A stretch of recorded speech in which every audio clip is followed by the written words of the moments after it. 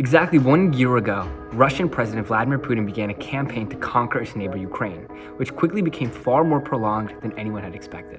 President Biden and leaders in the West framed the war as democracies versus autocracies, but unfortunately that isn't true.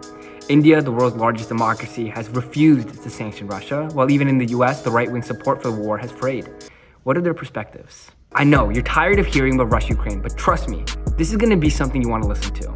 I wanna use this to better understand why Republican support for Ukraine has frayed, why India won't stand up for a fellow democracy, and why Putin himself decided to invade Ukraine.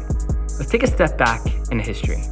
In a distant land nestled between the Black Sea and the rolling hills of Eastern Europe, lay a kingdom known as the Cossack Hermanite. Its people, renowned for their strength and national pride, relied on the fertile lands and the vast rivers that flowed through their territory.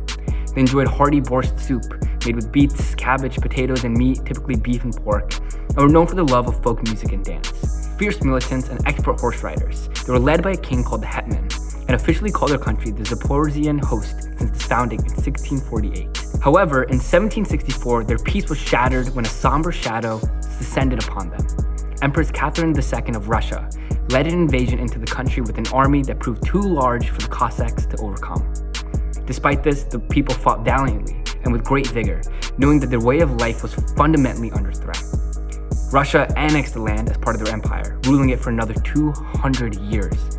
Finally, when Russia, later known as the Soviet Union, dissolved, the nation gained its independence in 1991. It worked tirelessly to establish a democracy, restore a distinct national identity, and regain the glory of its ancient past. The country took on a new name, Ukraine. As history has shown, the past has a way of repeating itself. Today, the Ukrainians have the United States as an enormous benefactor for their cause. The US has led Western sanctions against Russia, provided tens of billions of dollars in aid, and provided military equipment. No other country comes close in matching American support for the Ukrainians. However, when Volodymyr Zelensky, the president of Ukraine, made a recent visit in December to the United States, I was really shocked to see all the criticism that he received. Only 86 of the 213 Republicans in the House attended his speech in the US Congress. GOP Congresswoman Marjorie Taylor Greene didn't attend and tweeted that the foreign aid is like Americans being raped every day at the hands of their own elected leaders, end quote. After the speech, GOP Congressman Chip Roy called it theater and suggested it was orchestrated by Democratic leadership to push through foreign aid without debate. 11 GOP US senators voted against the most recent aid package, totaling $40 billion. What was their argument? Well, they have two main points: violations of democratic values by Zelensky in Ukraine, and a lack of oversight in the aid given to the country. Ukraine's government has taken wartime measures to limit free expression for pro-Russia viewpoints in the country, specifically by curtailing news media and organized religious groups with Russian affiliation. President Zelensky announced sanctions against leaders and places of worship, like the Ukrainian Orthodox Church.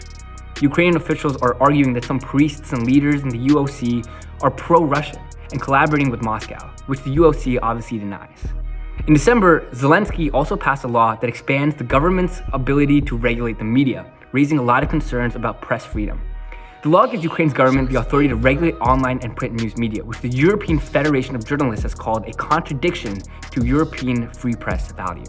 Secondly, Ukraine is widely recognized as a corrupt country. According to a 2021 study called the Corruption Perceptions Index, which ranks 180 countries based on the perceived level of corruption, Ukraine ranked 117, which is very, very high. So there's a lot of concern that Ukraine might be misusing the aid that it's getting from the United States, and this wouldn't be unprecedented for them. For example, in 2019, the United States suspended military aid to Ukraine due to concerns about corruption and the mismanagement of funds.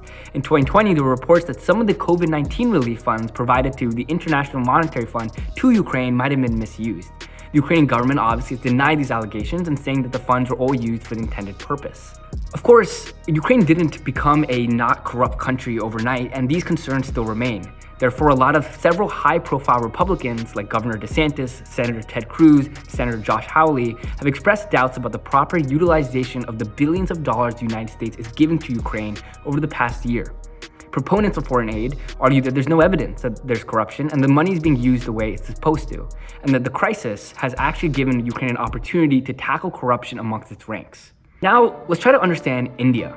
Many lawmakers and experts have tried to frame the Russia-Ukraine conflict as one of democracies versus autocracies, the United States and the West against Russia and China.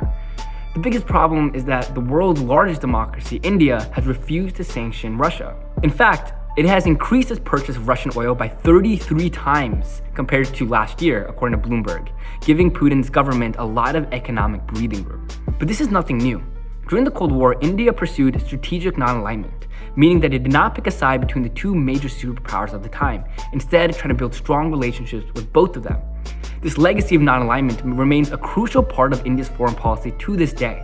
India has built strong economic ties with both the United States and Russia in manufacturing and technology industries. When it comes to energy, India grapples with 270 million people living under the poverty line, and argues that it not only has the right, but the responsibility to purchase the cheapest gas that it can find.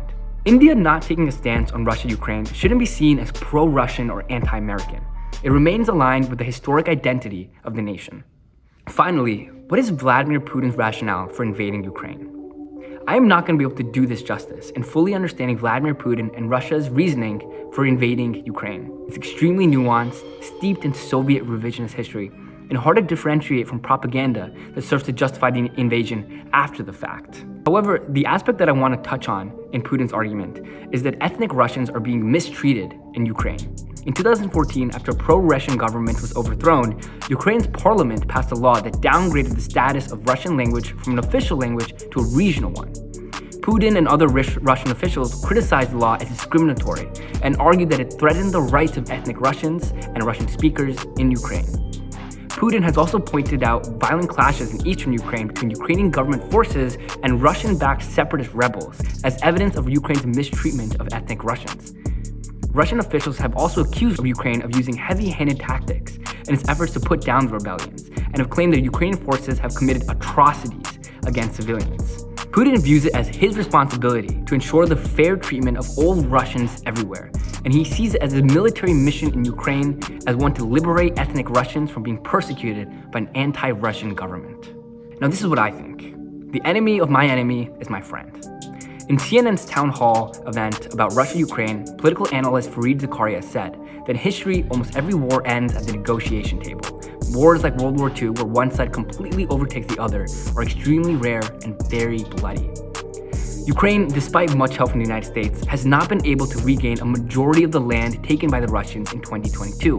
It's unlikely that 2023 is going to provide a major turnaround.